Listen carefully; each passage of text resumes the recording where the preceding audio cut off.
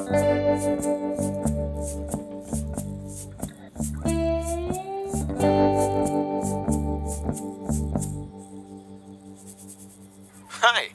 I'm Logan. I played Yellow and wrote, shot, and edited this little Halo machinima named New Friend. I had a lot of questions about how we made it, so here's a little behind the scenes to answer everything. I've wanted to make Halo machinima for a long time and made a few bad ones years ago, but this was the first time I tried making anything with Halo Infinite, so there were a few bumps in the road, and I'll explain as I'll go, and for the sake of organization, we'll split this into sections, starting with machinimating. After getting the script done, the first step in the process was me shooting all the footage in Halo. This video was basically done in two big filming chunks or sessions, one by myself and one with my friend Kip, who played Synergy.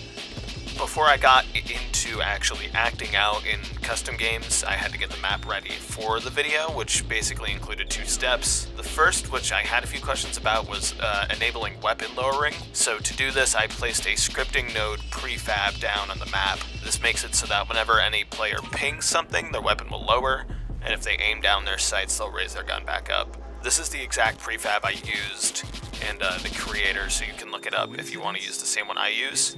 The second step was placing the AI spawn for Keith, our friendly hunter. I don't personally know too much about scripting within Infinite's Forge, so the only thing I really changed with this AI spawn was setting him to be a hunter and then placing him on Eagle Team so that we could stand near him without being attacked. Once the map was all set, I went to custom games and used the machinima controls in order to detach the camera from myself and set the shot up.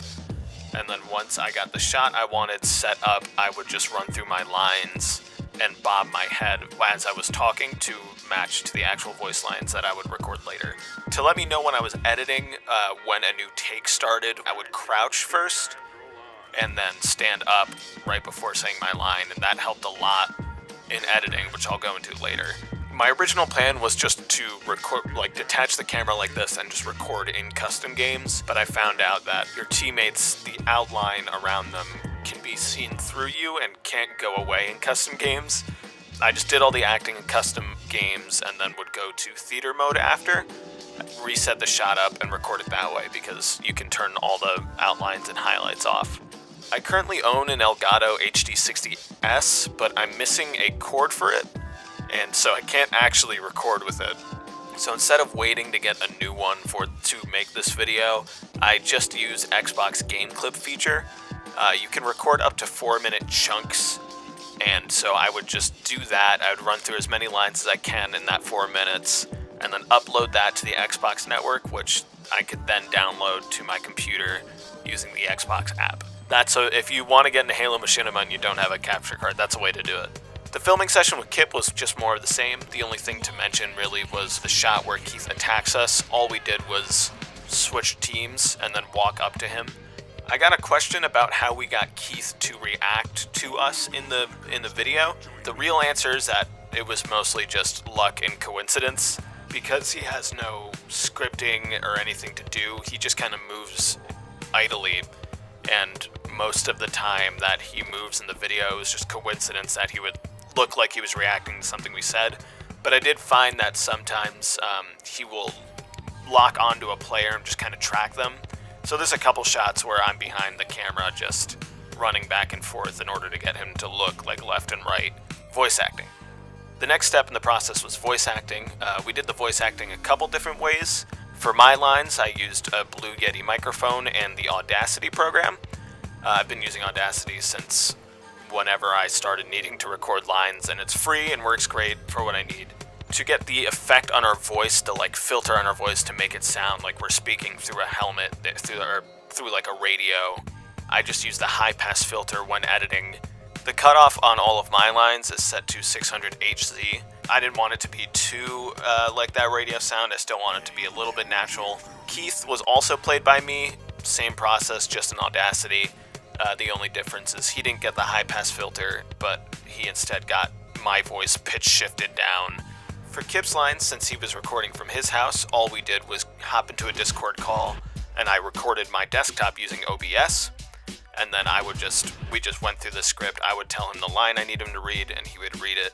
and I just recorded that whole session, and then I put that into Premiere and just cut from that. Because Kip was just using whatever mic he uses normally to talk on Discord, it already kind of had that radio type effect to it. So I did put a high pass filter on him, but I set his cutoff to 300 just to try and balance it out with mine and make it sound more like we're in the same space.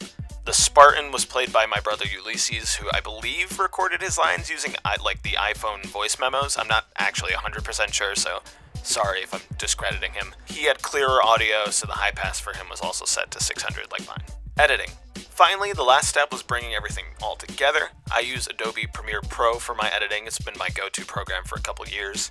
I mentioned earlier we would crouch before each take when machinimating, so it was really easy to get the in and out of each take and drag that onto the timeline, and then get the corresponding line to put with it.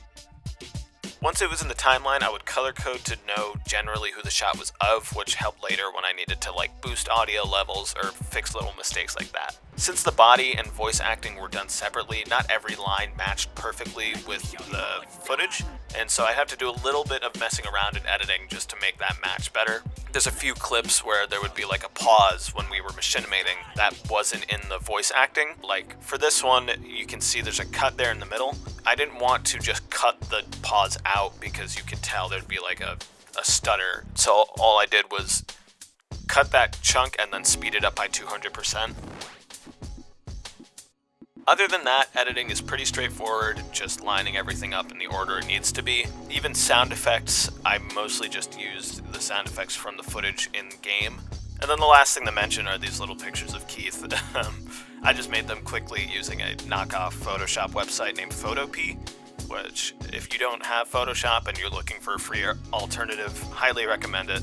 I have Photoshop, but I'll use Photopea if I need something done quickly. For the music in the video, I wanted to only use Halo music just to kind of set a tone, and so for most of the video the song playing is Peril from Halo 2, but I slowed it down to 65% just to better match the tone of the video, because the original song's a lot faster. And once I start giving my big speech about why Synergy should give Keith a chance, I used the song Deference from Darkness from the Halo 3 ODST soundtrack, which has been one of my go-to sad songs for a long time, so it felt right to use.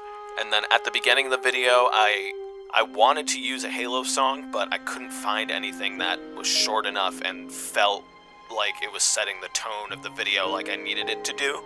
So I cheated a little bit, and instead of using Halo music, I used the song 05 by Trocadero, which was my subtle way of referencing Red vs. Blue, because Trocadero are the people that made the music for Red vs. Blue. It's cut up a bit, so I think I cut out most of the song, just the intro and then the outro I cut together to get it to the length I needed, and then start the video and it fades out.